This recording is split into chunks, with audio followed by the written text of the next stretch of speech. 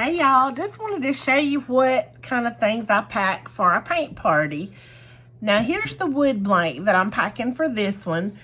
Every paint party is different, and a lot of times I will have the wood blank pre-traced, actually most of the time. But this time it's what we call a painter's choice.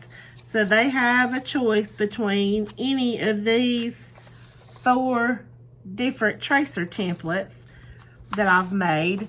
They can pick which they want, and there's 10 people signed up for this party, so I made 10 copies of each, because while it is highly unlikely that they will all choose the same template, just in case they did, I have one for everybody. Now here is my carbon / graphite paper. I use those words interchangeably because I think they're called both those things, but carbon paper, graphite paper, this is what is used to transfer the template onto the surface. So you basically just put this, you can tell there is a shiny side and a dull side. That's the shiny side, that's the dull side. And you just put the carbon paper shiny side down, and then you take the tracer and you put that face up on top of the carbon paper, and you just take a regular ink pen and you trace around the lines, and then you're all set to paint. Now, a lot of people think that when you do that, it's just gonna be cookie cutter and like everybody else's. But the thing is, you can use different colors of paint or even glitter. You can do a lot of things to just make it your own, so that it's not just like a cookie cutter process. Now, for this particular party, I basically teach 2 ways to do lattice. And this one was done the first way, using painter's tape, where you just find the center point and tape off in one direction, paint it, let it dry, and then tape off in the other direction and paint that. And you can tell that's pretty crisp.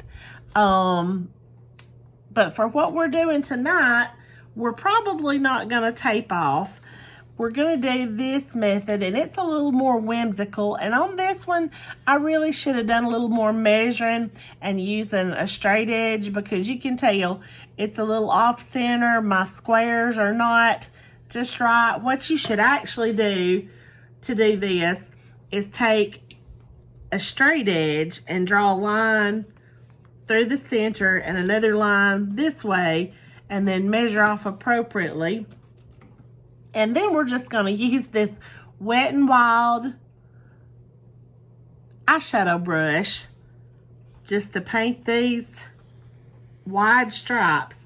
And that actually does pretty good. You can't really tell it on this one because I messed up, but they actually do pretty well if you use a straight edge.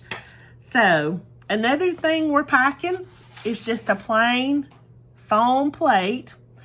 This is what I use for my palette. You can see this one has been used a lot, but just foam plates for each person who's planning to attend the party, and a red solo cup. The solo cup doesn't obviously have to be red, but that's for their paint water. And I also pack a roll of paper towels. And back to the paint water, if they are eating at their party, it is a really good idea to have a different color solo cup from what they're drinking out of, because it's easy to get them confused. Ask me how I know. Anyway, this is one of the main brushes that I take to any paint party, and I keep referring to a paint party, but really these are the best tools for any template that you're painting. But this 1-inch flat brush, this 1/4 inch, or roughly anyway, 1/4 inch flat brush, and this little liner brush. It's actually a small round brush, but it does really well for making outlines. Now, the reason for the 3 brushes, these are just always my go-to. When I'm packing a party, I'm talking to myself the whole time while I'm putting everything into these little plastic bags because it helps me stay organized. And I'm saying a large, a little, and a liner. And those are the brushes that I drop into the bag. But for this particular party, we are also using a Wet n Wild large eyeshadow brush. These are really good for lettering. I don't really do banners at this point, but a lot of people use these to paint the butcher paper banners, and they do really good for lettering. We're using this one to do our basket weave or lattice work. Another thing that is really, really good for lining is Posca paint pens. I normally take one in black and one in white just in case. Tonight, we're more than likely going to be doing our lettering in black. And you can also letter with a paintbrush, but it takes a little more skill to do that and a little more time, in my opinion. And while really I like the way it looks better with the paintbrush than with the Posca, it's kind of a trade-off. And most people, especially when they're just learning to paint, they're gonna opt for the paint pen instead of the brush.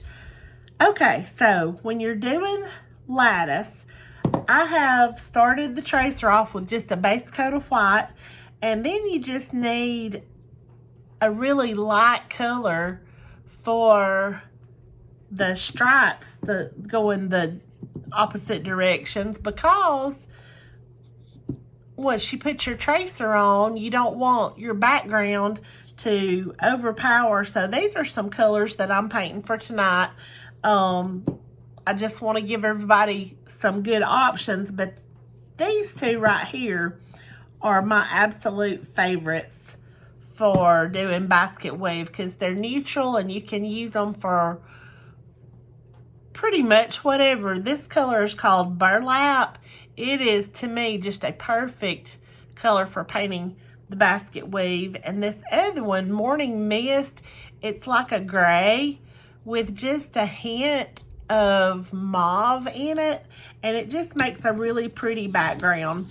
Back to the wood blank we're using for a minute. I normally would have it pre-traced for the party person with whatever template that we're using, but there's a couple of reasons I can't do that tonight, and one being that it is a painter's choice. They get to choose their template. But the other reason is because if we went ahead and traced the template onto this, then we would be covering up when we come in to do the basket weave. So that wouldn't work. So what we're going to have to do is paint the basket weave on here and then let it dry really good and come back over that to trace the template. So this one's a little bit different, and that also applies if we're doing a really blended background. You're not able to do the tracer first, but most of the time I will do a pre-traced wood blank.